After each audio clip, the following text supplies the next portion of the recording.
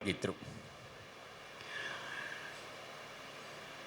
ಶ್ರೀ ಕ್ಷೇತ್ರ ಧರ್ಮಸ್ಥಳಕ್ಕೂ ಹಾದಿಗಲ್ಲಿಗೂ ತುಂಬ ಅವಿನಾಭಾವ ಸಂಬಂಧ. ಕಾರಣ ಅಂದರೆ ನಮ್ಮೂರಿನಲ್ಲಿ ಹಾದಿಗಲ್ಲಿನಲ್ಲಿ ತೀರ್ಥಹಳ್ಳಿ ತಾಲೂಕು ಶಿವಮೊಗ್ಗ ಜಿಲ್ಲೆ ತೀರ್ಥಹಳ್ಳಿಯಿಂದ ಸಾಗರ ರಸ್ತೆಯಲ್ಲಿ 22ನೇ ಕಿಲೋಮೀಟ್ರಿಗೆ ಹಾದಿಗಲ್ಲಿದೆ. 100 ಎಕರೆ ಗದ್ದೆ ತೋಟ ಧರ್ಮಸ್ಥಳಕ್ಕೆ ಸಂಬಂಧಪಟ್ಟದ್ದು ಅಲ್ಲಿತ್ತು. ಹಾಗಾಗಿ ಧರ್ಮಸ್ಥಳದಿಂದಲೇ ಒಬ್ಬರು ಶಾನುಭೋಗರು ಬಂದು ವರ್ಷದಲ್ಲಿ 6-7 ತಿಂಗಳು ಅಲ್ಲಿ ಇರ್ತಾಯಿದ್ರು. ಅವರು ಇರುವ ಮನೆಯನ್ನು ದೇವರ ಮನೆ ಅಂತಲೇ ಕರೀತಾಯಿದ್ರು. ನಮ್ಮೂರಿನ ರಾಮದೇವರ ಉತ್ಸವದ ಮೊದಲ ಕಟ್ಟೆ ಪೂಜೆ ಅದೇ ಆ ಮನೆಯಲ್ಲಾಗ್ತಾಯಿತ್ತು.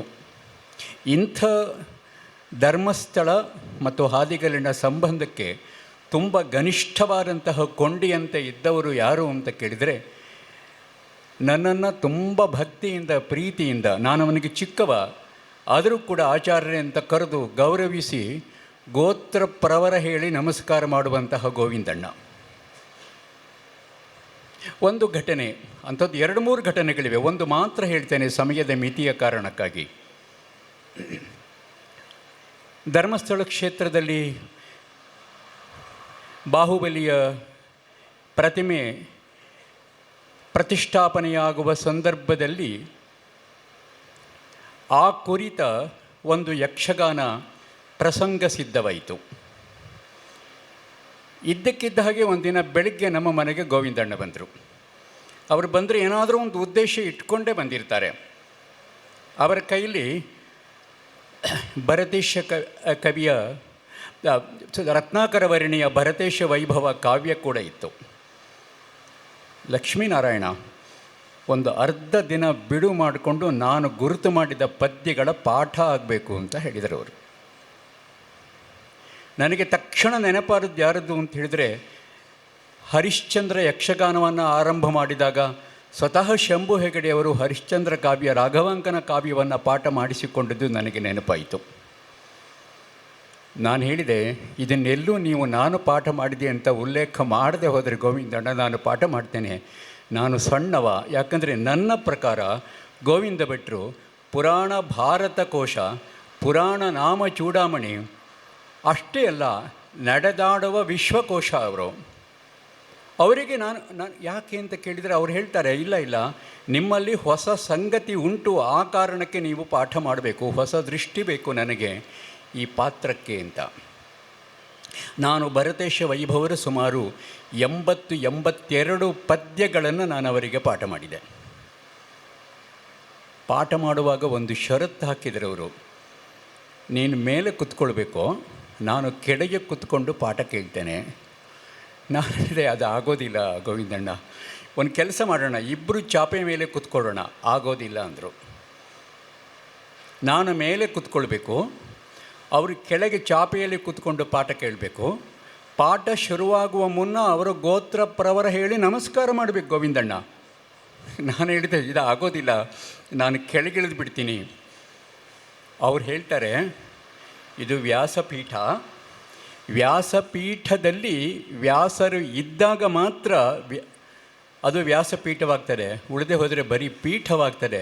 ನಾನು ಪೀಠಕ್ಕೆ ನಮಸ್ಕಾರ ಮಾಡುವುದಲ್ಲ, ವ್ಯಾಸಪೀಠಕ್ಕೆ ನಮಸ್ಕಾರ ಮಾಡ್ತೇನೆ ಅಂತ ಹೇಳಿ ನನ್ನನ್ನು ಒತ್ತಾಯಪೂರ್ವಕವಾಗಿ ಮೇಲೆ ಕುಳ್ಳಿರಿಸಿ ಆ ಪಾಠವನ್ನು ಕೇಳಿ, ಪಾಠ ಮುಗಿದ ಮೇಲೆ ಮತ್ತೆ ಗೋತ್ರ ಪ್ರವರ ಹೇಳಿ ನಮಸ್ಕಾರ ಮಾಡಿ, ಇಂಥ ಗೋವಿಂದಣ್ಣನನ್ನು ನಾನು ಹೇಗೆ ಮರೆಯೋದು ಹೇಳಿ. ಅವ್ರು ಹೇಗಿದ್ದವರು ಅಂದರೆ, ಪರಗುಣ ಪರಮಾಣುನ್ ಪರ್ವತೀಕೃತ್ಯ ಅಂತ ನೋಡುವ ಪುಣ್ಯಾತ್ಮರವರು. ಹಾಗೆಯೇ ಒಂದಷ್ಟು ಘಟನೆಗಳು, ಉದಾಹರಣೆ ಧರ್ಮಸ್ಥಳ ಕ್ಷೇತ್ರ ಮಹಾತ್ಮೆ ಯಕ್ಷಗಾನ ಪ್ರಸಂಗದಲ್ಲಿ ನಾನು ಅವರಿಗೆ ಒಂದು ಸಂಗತಿಯನ್ನು ಗಂಟು ಬಿದ್ದಿದ್ದೆ. ನೋಡಿ, ಅಲ್ಲೊಂದು ಒಂದು ಪಾತ್ರ ಬರುತ್ತೆ. ಕಾಶಿಯಲ್ಲಿ ಕಲಿತ ಬಂದಂತಹ ಬ್ರಾಹ್ಮಣನೊಬ್ಬನ ವೇಷವನ್ನು ಅಲ್ಲಿ ತರ್ತೀರಿ, ಯಾರೋ ದಾರಿಯಲ್ಲಿ ಹೋಗುವವನೊಬ್ಬನೂ ಕೂಡ ಒಂದು ಹೆಣ್ಣನ್ನು ಆ ರೀತಿ ಕಾಮಿಸಲಿಕ್ಕೆ ಸಾಧ್ಯ ಇಲ್ಲ, ಅದು ಸರಿನಾ ಅದು ಅಂತ ಕೇಳಿದ್ದೆ ಅವತ್ತು ನಾನು. ಇಂಥ ವಿಮರ್ಶಕರು ಬೇಕು ಅಂತ ಹೇಳಿದರು. ಇನ್ನೊಂದು ಘಟನೆ, ಪ್ರಾಯಶಃ ಇಲ್ಲಿ ಅಶೋಕ್ ಭಟ್ರು ಇದ್ದಾರೆ, ಪ್ರಭಾಕರ ಜೋಶಿಯವರು ಇದ್ದಾರೆ, ಗೋವಿಂದಣ್ಣ. ನಾವು ಅದು ಬಾಳಗಾರಿನಲ್ಲಿ, ಹಾದಿಗಲ್ಲಿನಲ್ಲಿ, ಹುಂಚದಲ್ಲಿ 3 ತಾಳಮದ್ದಲೆಗಳು. ಆ ತಾಳಮದ್ದಲೆಗಳಲ್ಲಿ 3 ಮಾತ್ರ ಪಾತ್ರಗಳು. ಒಂದು ಪಾತ್ರ ಅದು ಸಂಧಾನ, ಒಂದು ದುರ್ಯೋಧನ, ಒಂದು ವಿದುರ, ಒಂದು ಕೃಷ್ಣ. ಆ 3 ಜನಕ್ಕೆ ಹೇಳಿದ್ದೆವು ನಾವು. ಇವತ್ತು ಯಾರು ವಿದುರ, ನಾಳೆ ಅವರು ಕೃಷ್ಣ, ನಾಡಿದ್ದು ದುರ್ಯೋಧನ. ಹೀಗೆ 3 ದಿನ 3 ಜನಕ್ಕೆ 3 ವೇಷವನ್ನು ಹಂಚಿಕೊಟ್ಟು ಅವರಿಗೊಂದು ಸವಾಲಿಟ್ಟಿದ್ವಿ ನಾವು. ಬಾಳಗಾರ ಶ್ರೀಪಾದರು ಯಕ್ಷಗಾನದ ಅತ್ಯಂತ ಉತ್ಕಟ ಅಭಿಮಾನಿ ಮಾತ್ರ ಅಲ್ಲ, ಅವರು ವಿಮರ್ಶಕ. ಅವರು ಬಾಳಗಾರ ಶ್ರೀಪಾದರು. ಪ್ರಭಾಕರ್ ಜೋಶಿಯವರು ನನಗೆ ತುಂಬ ಆತ್ಮೀಯರವರು. ಬೆಂತಟ್ಟಿ ಒಂದು ಮಾತು ಹೇಳಿದರು, ನನಗೊಂದು ಒಳ್ಳೆ ಟಾಸ್ಕ್ ಕೊಟ್ಟಿದ್ದೀಯ ನೀನು ಅಂತ ಹೇಳಿದರು ಅವರು. ನಾನು ಹೇಳಿದೆ, ಆ ಟಾಸ್ಕನ್ನು ನೀವು ಗೆಲ್ಲಬೇಕು 3 ಜನ ಅಂತ. ಖಂಡಿತ ನೋಡಿ, ನಮಗೆ ಆಶ್ಚರ್ಯ ಅಂತಂದರೆ ಆ 3 ಜನ ಟಾಸ್ಕನ್ನು ಗೆದ್ರಲ್ಲಿ ಮೊದಲಿಗರು ಯಾರು ಅಂದರೆ, 3 ಪಾತ್ರಗಳಲ್ಲಿ ಮೊದಲಿಗರು ಯಾರು ಅಂದರೆ ನಮ್ಮ ಗೋವಿಂದಣ್ಣ. ನಮ್ಮ ತೀರ್ಥಹಳ್ಳಿ ತಾಲೂಕಿಗೆ ಬಂದರು. ಅವರು ಗಣಪತಿಯ ಅನನ್ಯ ಭಕ್ತರು, ದೇವಿಯ ಭಕ್ತರು. ನಿತ್ಯ ಅವರು ಲಕ್ಷ್ಮೀನಾರಾಯಣ ಹೃದಯ ಪಾರಾಯಣ ಮಾಡದೆ ಅವರು ಆಹಾರ ತೆಕ್ಕೊಳ್ತಿರಲಿಲ್ಲ.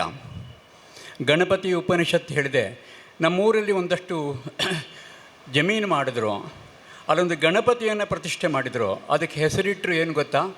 ಸಂತೆಕೊಪ್ಪ ಅಲ್ಲ, ಸಫಲಪುರ ಅಂತ ಹೆಸರಿಟ್ಟರು. ತನ್ನ ಜೀವನದ ಸಾಫಲ್ಯವನ್ನಲ್ಲವರು ಕಂಡರು. ನಾನು ಅನೇಕರು ಹೇಳ್ತಾರೆ ಯಕ್ಷಗಾನ ದಶಾವತಾರಿ ಗೋವಿಂದ ಭಟ್ರು ಅಂತ. ನಾನು ಹೇಳ್ತೇನೆ, ಯಕ್ಷಗಾನ ಪೂರ್ಣಾವತಾರಿ ಅವರು. ಜಗತ್ತಿನ ರಂಗಮಂಚದ ಏನಿದೆ, ರಂಗಮಂಚ ಇದೆ, ರಂಗಭೂಮಿ ಇದೆ, ಆ ರಂಗಭೂಮಿಯ ಅತ್ಯಂತ ಉತ್ಕೃಷ್ಟ ಕಲಾವಿದ ಪ್ರಭಾಕರ್ ಜೋಶಿ ಅಂತವರಲ್ಲಿ ನಾನು ವಿನಂತಿ ಮಾಡ್ತೇನೆ. ಈಗ ತಾನೇ ಹೇಳಿದರು ಅವರ ಕುರಿತು ಸಂಶೋಧನೆಗಳು PhDಗಳಾಗಬೇಕು ಅಂತ. ಖಂಡಿತ ಒಂದಲ್ಲ 10 PhD ಆದರೂ ಕೂಡ ಅವರ ಬದುಕು ಮುಗಿಯೋದಿಲ್ಲ ರೀ, ಅಷ್ಟು ದೊಡ್ಡವರವರು. ಪ್ರಭಾಕರ್ ಜೋಶಿ ಅಂತವ್ರಿಗೆ ನಾನು ವಿನಂತಿ ಮಾಡೋದೇನು ಅಂತ ಹೇಳಿದರೆ, ನಾನು ಕೂಡ ಅದಕ್ಕೆ ಯೋಗದಾನ ಕೊಡಬಲ್ಲೆ. ಪ್ರಭಾಕರ ಜೋಶಿಯವರು ಗೋವಿಂದ ಭಟ್ರಂತಹ ಪರಿಪೂರ್ಣ ಕಲಾವಿದನ, ಪರಿಪೂರ್ಣಾವತಾರಿಯ ಸಮಗ್ರ ಚಿತ್ರಣ ವಿವಿಧ ಕೋನಗಳಲ್ಲಿ ಕೊಡುವಂತಹ ಗ್ರಂಥವೊಂದು ಜಗತ್ತಿಗೆ ತಲುಪಬೇಕು ಅಂತಾದರೆ ಇಂಗ್ಲೀಷಲ್ಲೂ ಸಿದ್ಧವಾಗಬೇಕು. ಯಾಕಂದರೆ ಜಗತ್ತಿನ ಜನ ಓದಬಲ್ಲರು, ಹಾಗೆಯೇ ಸಂಸ್ಕೃತದಲ್ಲೂ ಬರಬೇಕು. ಅದಕ್ಕೆ ಪ್ರಭಾಕರ್ ಜೋಶಿಯವರು ಮುಂದೆ ನಿಂತು ಕೆಲಸ ಮಾಡಿಕೊಡ್ಬೇಕು ಅಂತ ವಿನಂತಿ ಮಾಡ್ತಾ, ಇಲ್ಲಿರುವ ಎಲ್ಲರಿಗೆ ಮತ್ತೊಮ್ಮೆ ನಮಸ್ಕಾರ ಮಾಡಿ ನನ್ನ ಮಾತನ್ನು ಮುಗಿಸ್ತೇನೆ. ಇದು ಗಂಟೆಗಟ್ಟಲೆ ಎಲ್ಲ ದಿನಗಟ್ಟಲೆ ಮಾತಾಡಬಲ್ಲಂತಹ ಶಕ್ತಿ ಸಾಮರ್ಥ್ಯ ಉಳ್ಳಂತಹ ಸರಕು ಉಳ್ಳಂತಹ ಗೋವಿಂದಣ್ಣನ ಕುರಿತು ಮತ್ತೊಮ್ಮೆ ಗೋವಿಂದಾಯ ನಮೋ ನಮಃ. ಬಂಧುಗಳೇ, ನುಡಿ ನಮನ ಕಾರ್ಯಕ್ರಮ ಇನ್ನು 1 ಗಂಟೆ ಇರ್ತದೆ. ಆ 1 ಗಂಟೆಯಲ್ಲಿ ಸುಮಾರು 12 ಮಂದಿ ನುಡಿ ನಮನ ಸಲ್ಲಿಸುವುದಕ್ಕಿದ್ದಾರೆ. ವೇದಿಕೆಗೆ ಶರವು ಮಹಾಗಣಪತಿ ದೇವಸ್ಥಾನದ ಶಿಲೆಶಿಲೆ ಆಡಳಿತ ಮುಕ್ತೇಸರ ಶರವು ರಾಘವೇಂದ್ರ ಶಾಸ್ತ್ರಿಗಳನ್ನು ಬರಮಾಡಿಕೊಳ್ತಾ ಇದ್ದೇವೆ. ಪಂಜ ಭಾಸ್ಕರ ಭಟ್ರಿಂದ ನುಡಿ ನಮನ.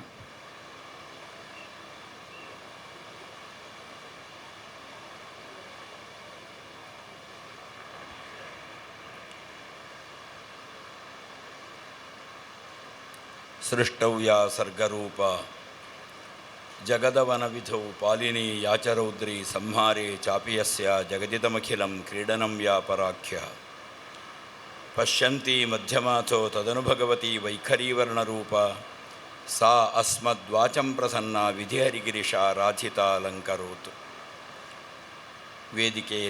ವೇದಿಕೆಯ ಮುಂಭಾಗದಲ್ಲಿ ಆಸೀನರಾದ ಗೋವಿಂದಣ್ಣನ ಎಲ್ಲ ಅಭಿಮಾನಿಗಳಿಗೆ ವಂದಿಸಿ, ಗೋವಿಂದ ಭಟ್ರ ಕುರಿತಾಗಿ 2 ಮಾತುಗಳು.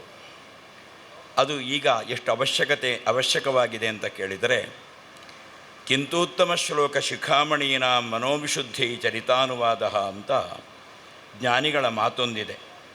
ಹಿರಿಯರ, ದೊಡ್ಡವರ, ಸಾಧಕರ, ಮಹನೀಯರ, ಈ ದೇಶಕ್ಕೆ ದೊಡ್ಡ ಕೊಡುಗೆಯನ್ನು ಕೊಟ್ಟವರ ಚಾರಿತ್ರ್ಯವನ್ನು ಮನನ ಮಾಡುವುದರಿಂದ ನಮಗೊಂದು ಮಾನಸಿಕವಾದಂತಹ ಒಂದು ಸಂಸ್ಕಾರ ಲಭ್ಯವಾಗ್ತದೆ. ಹಾಗಾಗಿ ಹಿರಿಯರನ್ನು ನಾವು ನೆನಪಿಸಿಕೊಳ್ಳಬೇಕು ಅಂತ ಶಾಸ್ತ್ರ ನಮಗೆ ಉಲ್ಲೇಖಿಸ್ತದೆ. ಯಕ್ಷಗಾನ ಕಲಾವಿದರಾಗಿ ಗೋವಿಂದ ಭಟ್ಟರ ಕುರಿತು ಬಹಳಷ್ಟು ಮಂದಿ ತಿಳಿದವರಿದ್ದೀರಿ, ಉಲ್ಲೇಖಿಸಿಯೂ ಇದ್ದೀರಿ. ಆದರೆ ಗೋವಿಂದ ಭಟ್ಟರ ಆ ಒಂದು ಕಲಾ ಸೇವೆಯಲ್ಲಿ ಒಬ್ಬ ವಿಶಿಷ್ಟವಾದ ಮಾನವೀಯತೆಯನ್ನು ನಾವು ಗುರುತಿಸಬಹುದಾದಂತಹ ಒಂದು ವ್ಯಕ್ತಿತ್ವ ಇತ್ತು ಅನ್ನೋದು ನನ್ನ ಅನುಭವಕ್ಕೆ ಬಂದದ್ದು. ತುಂಬ ಮಂದಿ ಮಾತಾಡುವುದಕ್ಕಿದ್ದೀರಿ. ಸುಮಾರು 30 ವರ್ಷಗಳ ಕೆಳಗಿನ ಒಂದು ಪ್ರಕರಣ. ಗೋವಿಂದ ಭಟ್ಟರಿಗೂ ನನಗೂ ಅತ್ಯಂತ ಆತ್ಮೀಯತೆ ಇತ್ತು. ಕೀರ್ತಿಶೇಷ ರಾಮದಾಸ ಸಾಮಗರಿಂದ ಅದು ಬೆಳೆದು ಬಂದಿತ್ತು. ಹೀಗೆ ಗೋವಿಂದ ಭಟ್ಟರು ಒಮ್ಮೆ ಅನಿರೀಕ್ಷಿತವಾಗಿ ಯಾವುದೋ ಕಾರಣಕ್ಕಾಗಿ ನಮ್ಮ ಮನೆಗೆ ಬಂದಾಗ ನಾವಿರಲಿಲ್ಲ. ನಮ್ಮ ಮಗುವಿನ ಚಿಕಿತ್ಸೆಗಾಗಿ ನಾವು ಎಲ್ಲೋ ಚಿಕಿತ್ಸಾಲಯಕ್ಕೆ ಹೋಗಿದ್ದೇವೆ ಅಂತಷ್ಟೇ ಕೆಲಸದವಳು ಹೇಳಿದ್ಲು. ಇಡೀ ಮಂಗಳೂರಿಗೆ ಬಂದು ಎಲ್ಲ ಚಿಕಿತ್ಸಾಲಯವನ್ನು ಅವರು ಸಂಪರ್ಕಿಸಿ ಅಲ್ಲಿ ಯಾವುದೋ ಒಂದು ಚಿಕಿತ್ಸಾಲಯದಲ್ಲಿ ನಮ್ಮ ಮಗು ಅಸುನೀಗಿತು ಅನ್ನೋದನ್ನು ಕೇಳಿ ಆ ರಾತ್ರಿಯ ಆಟವನ್ನು ಬಿಟ್ಟು ನಮ್ಮಲ್ಲಿಗೆ ಬಂದು ನಂತರದ ದಿವಸಗಳಲ್ಲಿ ರಾತ್ರಿ ಹೊತ್ತು ಯಕ್ಷಗಾನದ ಕಲಾಕೈಂಕರ್ಯ, ಹಗಲು ಹೊತ್ತು ನಮ್ಮೊಂದಿಗಿದ್ದು ನಮಗೆ ಮಾನಸಿಕವಾದ ಧೈರ್ಯವನ್ನು ತುಂಬುವ ಆ 10 ದಿವಸಗಳ ಅವರ ಕಾರ್ಯ ಏನಿದೆ ಅದು ಜೀವನದಲ್ಲೆಲ್ಲೂ ಮರೆಯಲಾಗದೇ ಇರುವ ಒಂದು ಮಾನವೀಯತೆಯ ಮೌಲ್ಯವನ್ನು ನಾವು ಗುರುತಿಸುವ ಒಂದು ಕಾರ್ಯ. ಒಬ್ಬ ಯಕ್ಷಗಾನ ಕಲಾವಿದನಾಗಿ ಅಂತಹ ಉತ್ಕೃಷ್ಟ ಮಟ್ಟದ ಮಾನವೀಯ ಮೌಲ್ಯವನ್ನು ಗೋವಿಂದ ಭಟ್ಟರು ಹೊಂದಿದ್ದರು. ಅದನ್ನು ನೆನಪಿಸಿಕೊಳ್ಳುವುದು ನನಗೆ ಅನಿವಾರ್ಯ. ಆ ಮಹನೀಯ ಅಗಲಿ ಭಗವಂತನ ಪಾದವನ್ನು ಸೇರಿದರು. ಅವರಂದು ಮಾಡಿದ ಉಪಕಾರ ನಾವು ಎಷ್ಟು ಹೊತ್ತಿಗೆ ಜೀವನದಲ್ಲಿ ಎಷ್ಟು ದಿವಸ ಪ್ರಾಣಧಾರಣಾ ಸಾಮರ್ಥ್ಯವನ್ನು ಹೊಂದಿರ್ತೇವೋ ಅಷ್ಟು ದಿವಸ ನಾವು ನೆನಪಿಸಿಕೊಳ್ಳುವಂತಹ ಕಾರ್ಯ. ಹೀಗೆ ಬೇರೆ ಬೇರೆ ಸನ್ನಿವೇಶಗಳಲ್ಲಿ ನನಗೆ ತುಂಬ ಆಪ್ತರಾದಂತಹ ರಾಮದಾಸ ಸ್ವಾಮಿಗರು ಸಕಲೇಶಪುರದಲ್ಲಿ ಅವರ ಕರ್ನಾಟಕ ಮೇಳದ ತಿರುಗಾಟದಲ್ಲಿ ಈ ಬಹಳಷ್ಟು ದೊಡ್ಡ ಕಾಯಿಲೆಯಿಂದ ಪೀಡಿತರಾದಾಗ ಒಂದಿನಿತೂ ಮನೆಯವರ ಆಶ್ರಯವನ್ನು ಬೇಡದೆ ತಾನು ಒಂದಿನಿತೂ ದುಃಖಿಸಿಕೊಳ್ಳದೆ 1 ತಿಂಗಳು ಮೇಳಕ್ಕೆ ರಜೆ ಮಾಡಿ ಅವರನ್ನು ಸಂತೈಸಿದ್ದು, ಆರೈಕೆ ಮಾಡಿದ್ದು ರಾಮದಾಸ ಸ್ವಾಮಿಗಳು ಯಾವಾಗಲೂ ನನ್ನಲ್ಲಿ ನೆನಪಿಸಿಕೊಳ್ತಾ ಇದ್ದರು. ಅಂತಹ ಮಾನವೀಯ ಮೌಲ್ಯದ ಗೋವಿಂದ ಭಟ್ಟರ ಸ್ಮರಣೆಗೆ ಕೀಲಾರು ಗೋಪಾಲಕೃಷ್ಣಯ್ಯ ಪ್ರತಿಷ್ಠಾನದ ಮಹನೀಯರು ಅವಕಾಶ ಮಾಡಿಕೊಟ್ಟರು. ಆ ಪ್ರತಿಷ್ಠಾನದ ಮಹನೀಯರಿಗೆ ತಲೆಬಾಗಿ ಕೃತಜ್ಞತೆಯನ್ನು ಸಮರ್ಪಿಸ್ತಾ ಗೋವಿಂದ ಭಟ್ಟರ ಆ ಜೀವನದ ಒಡನಾಟದ ಕ್ಷಣಗಳು ನಮ್ಮನ್ನು ಮಾನವೀಯ ಮೌಲ್ಯದ ದಾರಿಯಲ್ಲಿ ನಡೆಯುವಂತೆ ಭಗವಂತ ಸತ್ಪ್ರೇರಣೆ ನೀಡಲಿ ಅಂತ ಹೇಳ್ತಾ ಆ ದಿವ್ಯ ಚೇತನಕ್ಕೆ ನನ್ನ ಸ್ಮರಣೆಗಳನ್ನು ಸಮರ್ಪಿಸ್ತಾ ವಿರಮಿಸುತ್ತೇನೆ. ನಮಸ್ಕಾರ. ಪಂಜಭಟ್ರು ಹೇಳಿದ ಹಾಗೆ ಕಷ್ಟದಲ್ಲೂ ಗೋವಿಂದ ಭಟ್ರಿದ್ದರು, ಸುಖದಲ್ಲೂ ಗೋವಿಂದ ಭಟ್ರು ಜೊತೆ ಸೇರ್ತಾ ಇದ್ದರು ಎನ್ನುವುದಕ್ಕೆ ಉದಾಹರಣೆಯಾಗಿ ವಿದ್ವಾನ್ ಹಿರಣ್ಯ ವೆಂಕಟೇಶ್ ಭಟ್ ಅವರು ಸಂಪಾದಿಸಿದ ಸವ್ಯಸಾಚಿ ಗೋವಿಂದ ಭಟ್ರ ಅಭಿನಂದನಾ ಗ್ರಂಥದಲ್ಲಿ ಡಾಕ್ಟರ್ ಟಿ ಶ್ಯಾಮ್ ಭಟ್ರು ಬರೆದ ಲೇಖನದಲ್ಲಿ ಅವರೇ ಉಲ್ಲೇಖಿಸಿದ್ದಾರೆ. ಮದುವೆ ನೆಂಟಸ್ತಿಕೆ ವಿಷಯದಲ್ಲೂ ನನಗೂ ಸ್ವತಃ ಪತ್ರ ಬರೆದು ನೆಂಟಸ್ತಿಕೆ ಮಾಡಿದವರು ಗೋವಿಂದ ಭಟ್ರು ಎನ್ನುವುದನ್ನು ಆ ಅಭಿನಂದನಾ ಗ್ರಂಥದ ಆ ಲೇಖನದಲ್ಲಿ ಅವರು ಉಲ್ಲೇಖಿಸಿದ್ದಾರೆ. ಗೋವಿಂದ ಭಟ್ರ ಬಹಳ ಹತ್ತಿರದ ಒಂದು ಅಭಿಮಾನಿ ನಮ್ಮೊಂದಿಗೆ ಶರವು ಕ್ಷೇತ್ರದ ಶಿಲೆ ಆಡಳಿತ ಮುಕ್ತೇಸರರು ಶರವು ರಾಘವೇಂದ್ರ ಶಾಸ್ತ್ರಿಗಳು.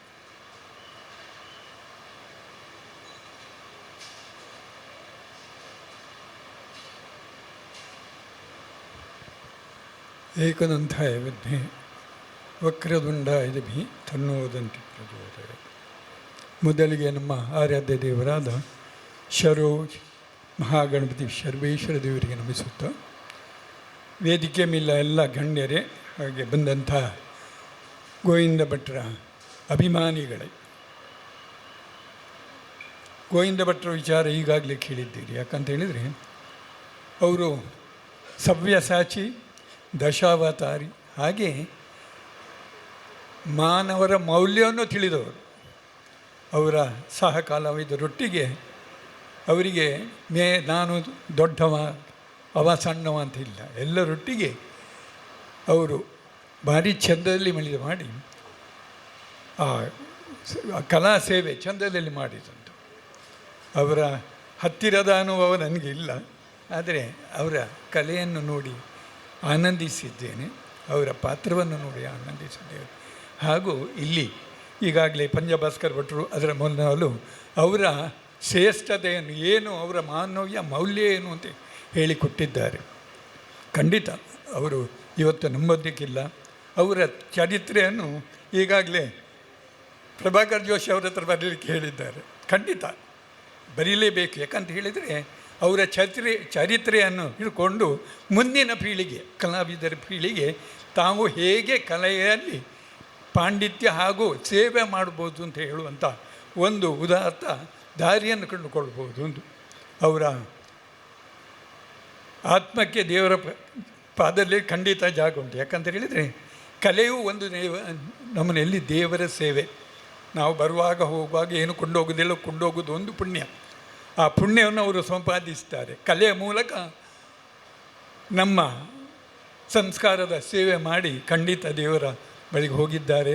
ಅಲ್ಲಿಂದಲೇ ನಮಗೆಲ್ಲ ಅವರಿಗೆ ಶ್ರದ್ಧಾಂಜಲಿ, ಪುಷ್ಪಾಂಜಲಿ ಅಂತ ನಾನು ಹೇಳ್ತೇನೆ. ಯಾಕಂತ ಹೇಳಿದರೆ ಅವರನ್ನು ನಾವು ಹೇಗೆ ಶ್ರೇಷ್ಠ ಕಲಾವಿದ, ಅವರಿಂದ ಕಲಿಯುವುದು ತುಂಬ ಇದೆ.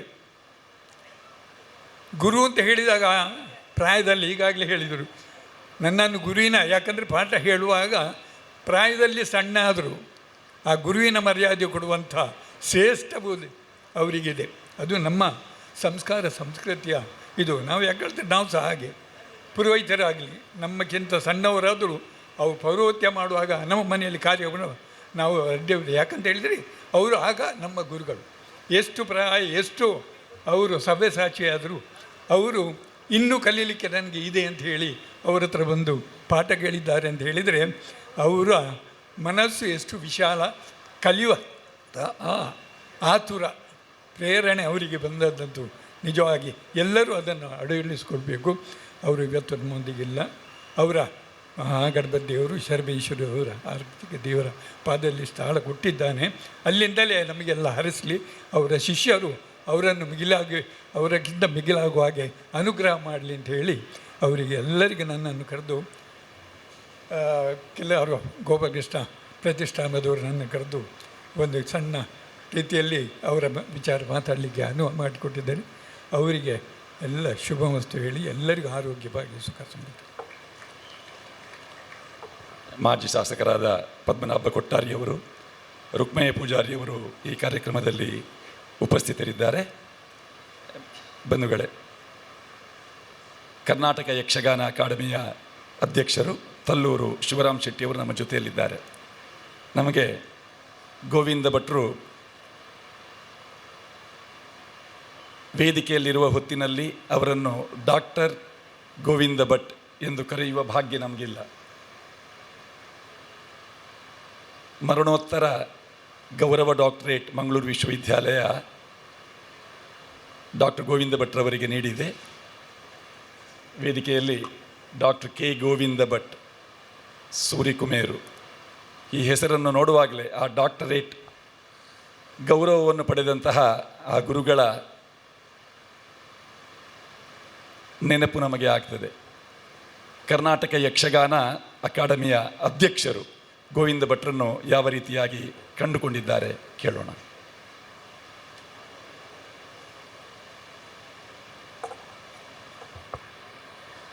ಸ್ಥಳೀಯ ದೇವರನ್ನು ಸ್ಮರಿಸಿಕೊಳ್ಳುತ್ತಾ, ಶ್ರೀ ಕೃಷ್ಣಮುಖಿ ಪ್ರಾಣ ಸ್ಮರಿಸಿಕೊಳ್ಳುತ್ತಾ, ಗೋವಿಂದ ಭಟ್ರ ಸಂಸ್ಮರಣೆ. ಗೋವಿಂದ ಭಟ್ರು ಸಾಧಾರಣ 40 ವರ್ಷದಿಂದ ನನಗೆ ಅವರ ಪರಿಚಯ. ಗೋವಿಂದ ಭಟ್ರನ್ನು ಉಡುಪಿಯಲ್ಲಿ ರಾಜಾಂಗಣದಲ್ಲಿ ಕೃಷ್ಣ ಭಟ್ರ ಸನ್ನಿಧಾನದಲ್ಲಿ ಗೋವಿಂದ ವೈಭವ ಅನ್ನೋ ಒಂದು ಕಾರ್ಯಕ್ರಮವನ್ನು ಮಾಡಿತ್ತು. 7 ದಿವಸದ ಆ ಕಾರ್ಯಕ್ರಮ. 7 ದಿವಸ ಕೂಡ ಯಕ್ಷಗಾನ ಉಂಟು. ಅವರದ್ದೇ ಕಾರ್ಯಕ್ರಮ, ಅವರೇ ವೇಷಧಾರಿಯಾಗಿ.